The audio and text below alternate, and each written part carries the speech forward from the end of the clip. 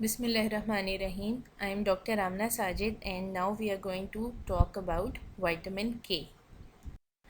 Vitamin K is another fat soluble vitamin and its different forms or vitamins include phylloquinone, also known as vitamin K1, which is found in plants, and menaquinone, also known as vitamin K2, which is formed by intestinal bacteria.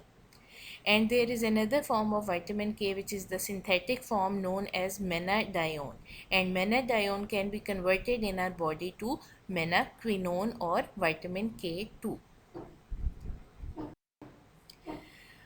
So we can obtain vitamin K in our diet in the form of green vegetables such as cabbage, kale, spinach, etc. In addition, egg yolk and liver are also a dietary source for vitamin K.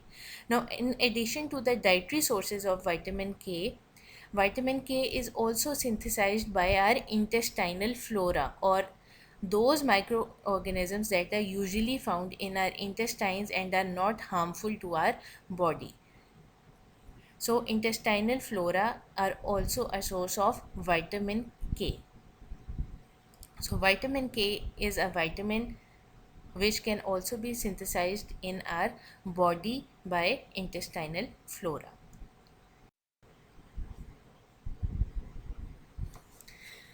So, what are the functions of vitamin K?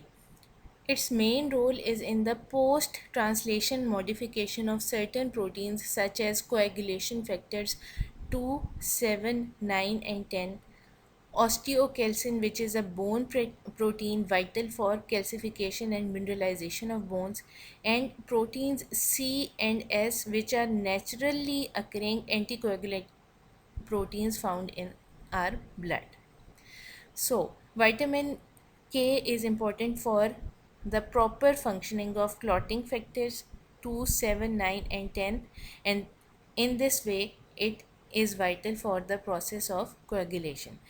Moreover, it is also important for the proper functioning of a bone protein osteocalcin, and in this way, it is vital for proper mineralization and calcification of bones. And it also helps in the functions of proteins C and S, because if post translation modification in the presence of vitamin K does not occur in proteins C and S, they are unable to perform their function properly. So, the mechanism of action of vitamin K I will discuss later with the help of a diagram.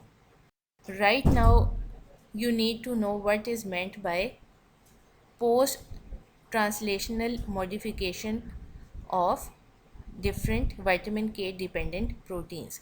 Now, post translation modification of proteins means that any modification that is occurring inside proteins after the process of translation, and the specific post translational modification which occurs in the presence of vitamin K is basically gamma carboxylation of glutamate residues found in certain proteins.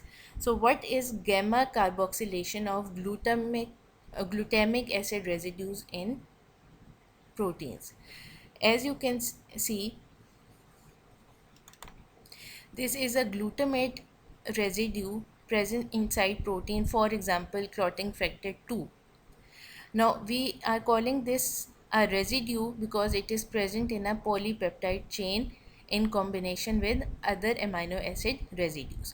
Now, glutamate residue is an acidic amino acid residue because it contains a secondary carboxylic group or an extra carboxylic group. Now, this is the alpha carbon atom of glutamic acid residue, this is the beta carbon atom, and this is the gamma carbon atom. Now, what happens in the presence of vitamin K? A vitamin K dependent carboxylase is going to add another carboxylic group to this carbon atom, and this process is known as gamma carboxylation of glutamic acid residue in certain proteins, for example clotting factor 2. So Vitamin K is acting as a coenzyme in the carboxylation of, and specifically gamma carboxylation of, glutamic acid residues found in certain proteins. And what happens as a result of this carboxylation process? As a result of this carboxylation process, this glutamic acid residue is going to become even more negatively charged. So as you can see in this diagram, as a result of vitamin K dependent carboxylation of glutamic acid residues found in certain proteins, those proteins are going to become even more negatively charged, and they are going to be able to bind calcium ions with even stronger affinity.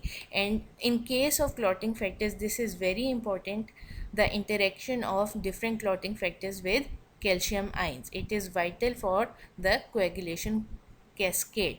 So vitamin K dependent gamma carboxylation of glutamic acid residues in clotting factors 2, 7, 9, and 10 is important for the proper functioning and proper binding with calcium ions, which is vital for the coagulation cascade.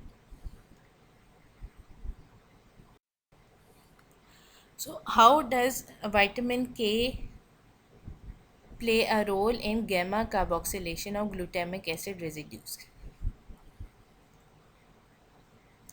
As you can see, this is the reduced form of vitamin K, which is known as hydroquinone. Now basically, hydroquinone is acting as a coenzyme for vitamin K dependent carboxylase enzyme. And what it is going to do, this enzyme is going to add carbon dioxide to glutamic acid residues of clotting factors 2, 7, 9, 10, and also other proteins such as osteocalcin, protein C, and protein S.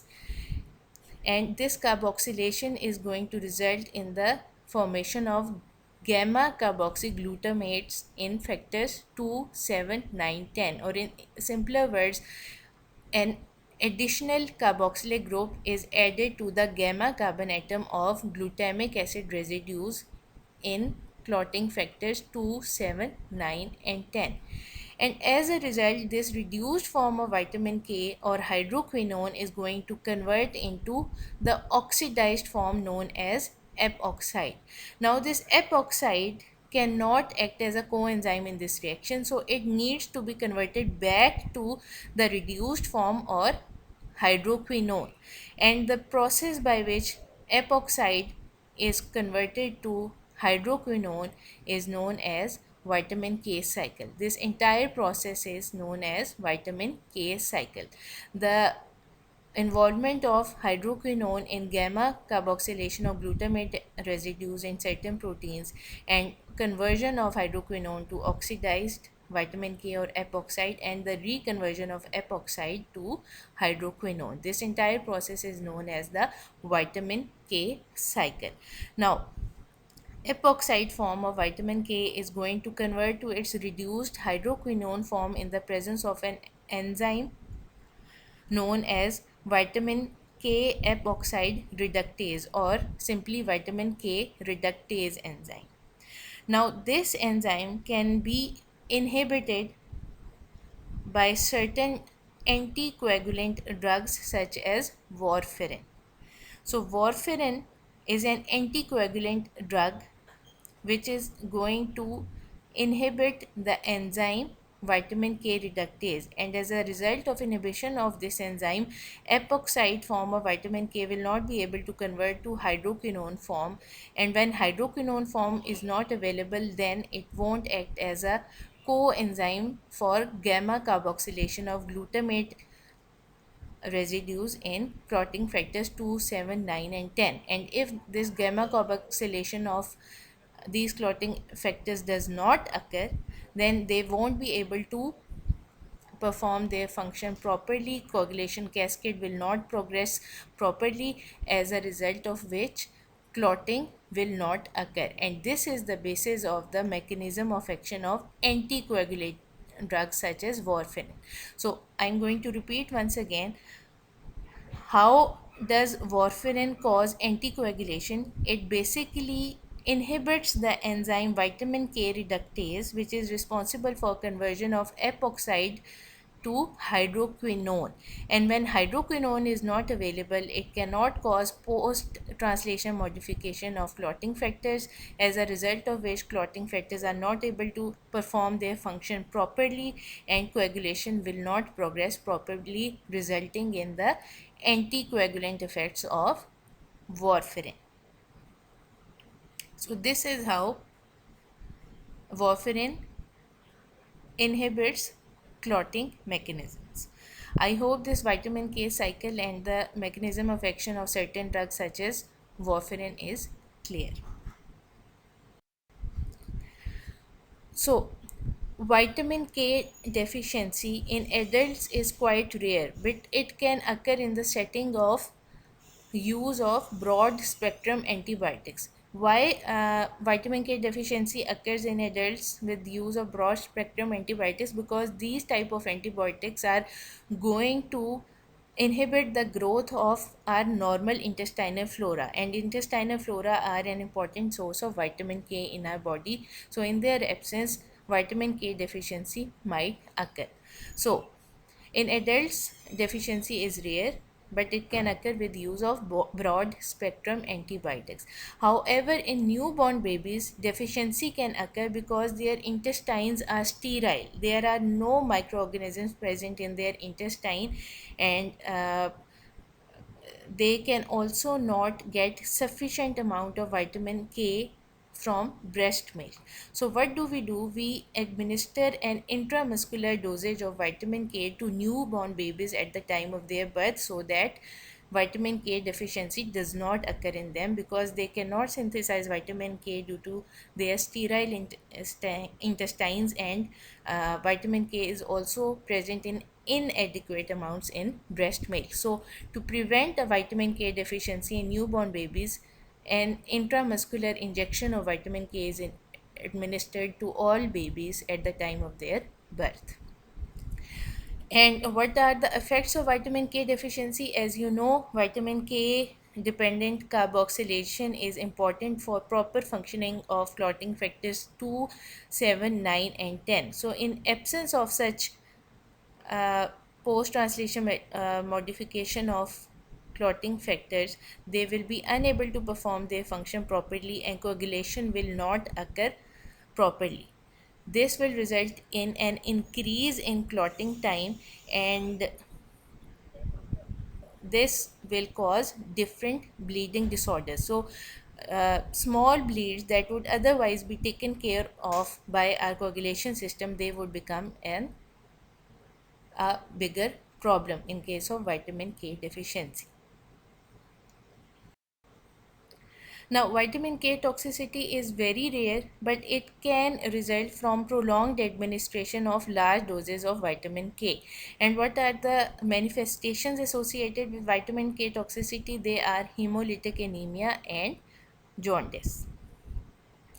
So, this was all about vitamin K. If you have any queries, you can mail your queries to me. Thank you and best of luck.